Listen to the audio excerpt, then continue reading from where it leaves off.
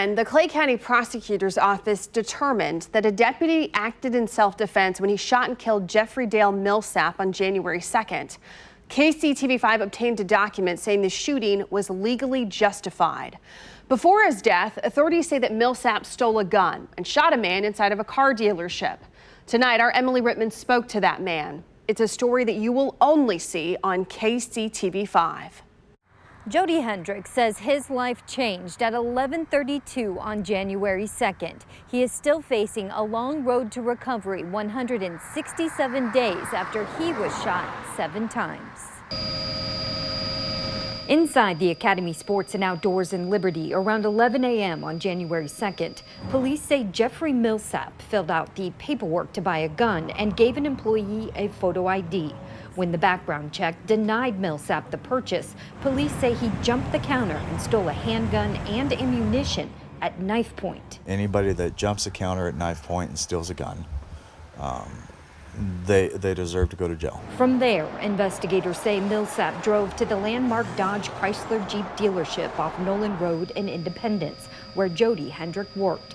Hendrick says Millsap asked an employee to speak to a manager. As I come around my desk, I got shot in the chest, and I ran and grabbed him. I have no idea why he did it. He never said a word. His eyes were just dark and black. Next thing I know, I got shot in the femur and I went down. I didn't even realize I'd been shot all those times until the end. Dispatchers shared Millsap's vehicle information with law enforcement around the metro as first responders and employees worked to save Hendrick. Millsap was driving a vehicle he had purchased from the dealership. All I could think about when it started and when it was over was, I'm not going to see my family again. Several officers saw Millsap's vehicle and tried to pull him over in Clay County, but they say he refused to stop. He drove to his home off Northeast 172nd Street in Holt, Missouri. According to an investigation by the Missouri State Highway Patrol and a review of the case by the Clay County Prosecutor's Office, the deputy told Millsap to show his hands at least 6 times.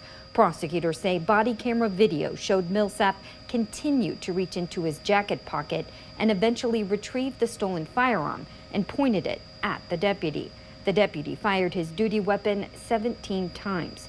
Prosecutors say Millsap continued to reach for the pistol he dropped even after being shot, and the deputy only fired as long as Millsap remained a threat. Well, God bless that officer who had enough courage to stop him before anybody else got hurt. According to the prosecutor's office, the deputy's actions were both lawful and necessary to protect the public and fellow officers. I'm sad that somebody lost their life. I'm sad for his family. Anytime a parent loses a child, it's horrible. Hendrick says the shooting broke his ribs, punctured a lung, caused brain trauma, and required surgery for injuries to his legs.